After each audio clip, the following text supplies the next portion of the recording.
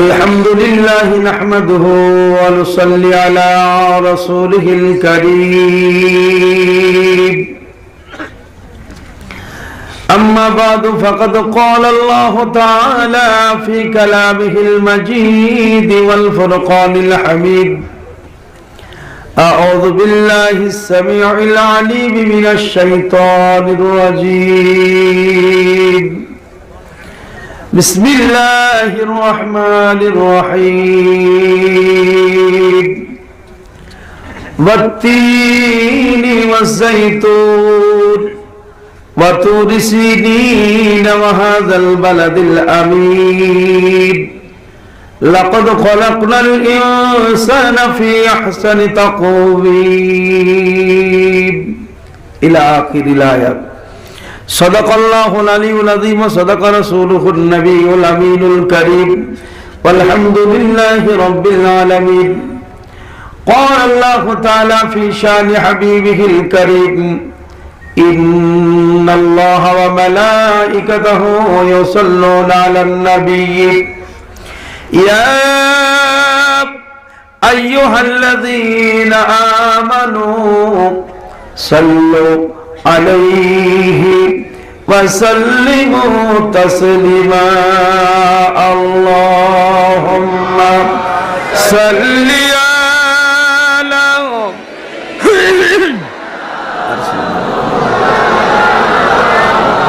وعلى آل سيدنا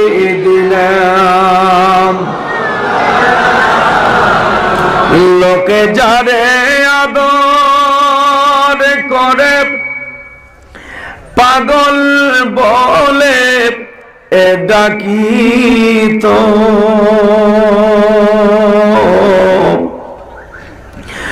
লোকে যারে আদর করে পাগল বলে এ ডাকিত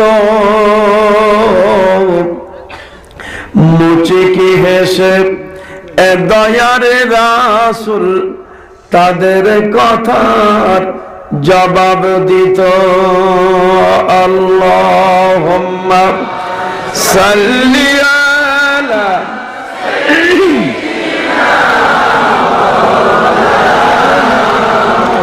ওয়ালা আলি সাইয়্যিদিনা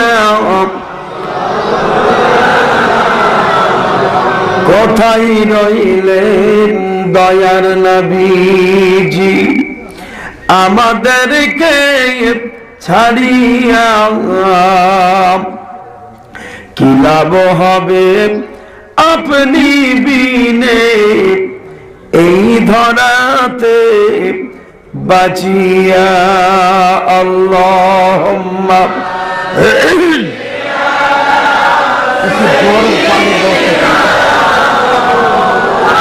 লানা মুহাম্মদ ওয়ালা আলি সাইয়্যিদিনা মাওলানা সাল্লি আলা মুহাম্মাদিল সাল্লি আলা মুহাম্মদ হরদম জবান से निकालो पाक नामे मोहम्मद हरदम ज़बान से निकालो शफी आना मोहम्मद सल्लल्लाहु ताला अलैहि वसल्लम। अल्हम्दुलिल्लाह যাবতীয় প্রশংসা গুণগান সেই করুণাময় আল্লাহ পাক রব্বুল আলামিন, যিনি অব্যয় অক্ষয় অনাদি অনন্ত, যে মাবুদ অতি দয়া করে খাস করে আমাদেরকে তার প্রিয় হাবিবের উম্মত করে এই ধরাধামে পাঠিয়েছেন। সেই মাবুদের প্রশংসা করে আমরা শেষ করতে পারবো না। তার পবিত্র কালামুল্লাহ কোরআন শরীফের ভাষায় আমরা সকলেই ভক্তি সহকারে প্রাণ খুলে উচ্চ আওয়াজে মধুর কণ্ঠে বলি আলহামদুলিল্লাহ। আর একবার মোহাব্বতের সাথে বলুন আলহামদুলিল্লাহ। তারপরে পরে এই জগৎগুরু সৃষ্টির শুরু দুলালে আমিনার হাত কলবসিনা বিশ্ব নবী নূর নবী নবী মুহাম্মদুর রাসূলুল্লাহ বলুন সাল্লাল্লাহু তাআলা আলাইহি ওয়াসাল্লাম, তিনার প্রতি দরুদ ও শান্তি অবতীর্ণ হতে থাকুক। সকলেই আমরা মহব্বতের সাথে বলি আল্লাহুম্মা আমিন। উপস্থিত মুহতারাম, আল্লাহর পবিত্র কোরআনের আলোচনা আমরা যতই শুনি না কেন ততই কম। আজ পর্যন্ত কোরআনের তাফসীর, আজ পর্যন্ত কোরআনের আলোচনা করে কেউ শেষ করতে পারেনি, কিয়ামতের সকাল পর্যন্ত পারবেও না। তবে আমাদেরকে কোরআন শরীফকে সম্মুখে রেখে আমাদের জীবনটাকে সুন্দর করে সাজাতে হবে। আব্বাজান, বাবজি ভাইয়েরা, আমাদের জীবন যদি সুন্দর না হয় আমাদের পরজগতে যাওয়া কিন্তু বেকার। আল্লাহর হাবিব আল্লাহর সম্পর্কে বর্ণনা দিতে গিয়ে আল্লাহ রসুল বলছেন আল্লাহ কেমন, আল্লাহর নবী বলছেন আল্লাহুল জামাল ইউহিব্বুল জামাল, আল্লাহ হচ্ছেন অতি সুন্দর, তাই সুন্দরকে ভালোবাসেন। এখন সুন্দরটা কেমন?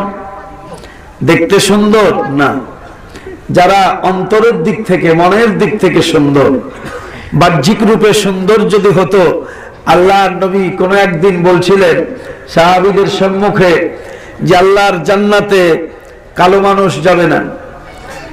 তো কোনো এক কালো সাহাবী ছিলেন, তিনি কাঁদতে শুরু করেছেন। কোনো একদিন রাসূল বলেছিলেন আল্লাহর জান্নাতে বুড়ো মানুষ যাবে না। একজন বয়স্ক মানুষ সাহাবী যিনি ছিলেন তিনি চোখের পানি ফেলায়া কাঁদতে কাঁদতে নবীজিকে বলছেন হুজুর তাহলে আমার কি হবে? আল্লাহ রসুল বললেন তুমি কাঁদিও না, কারণ হচ্ছে এটাই, আল্লাহর জান্নাতে যখন আল্লাহর বান্দারা যাবে তখন কেউ কমজোর বুড়ো থাকবে না, আর সে কালো থাকবে না। সুবহানাল্লাহ, আকাশের পূর্ণিমার চন্দ্র আল্লাহর সেই বান্দাকে দেখে লজ্জা পাবে। জোরে বলুন সুবহানাল্লাহ। আমার আব্বাজান, বাবজি ভাইরা, আমার আল্লাহ যেমন সুন্দর আল্লাহর জান্নাতও তেমন সুন্দর।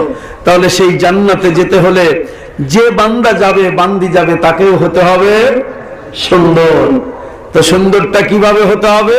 মনের দিক থেকে সুন্দর হতে হবে। আল্লাহ পাক যে কোরআন দিয়েছেন, আল্লাহ তাআলা কোরআন শরীফের মধ্যে বললেন قد جاءكم برهان من ربكم عظيم। আল্লাহ পাকের তরফ থেকে একটি দলিল এসেছে, এই দলিলটার নামই হলো পবিত্র কোরআন। এখন আপনি বলুন, জমির যেমন দলিল হয়, তো এই কোরআন শরীফ কোন জমির দলিল? আল্লাহ জি বলছেন বুরহানুম মির রাব্বিকুম আযীম, আমি বিরাট এক দলিল পাঠিয়ে দিয়েছি তোমাদের কাছে আমার তরফ থেকে। তাহলে এটা ভারতের জমিনের দলিল না বাংলাদেশের জমিনের দলিল?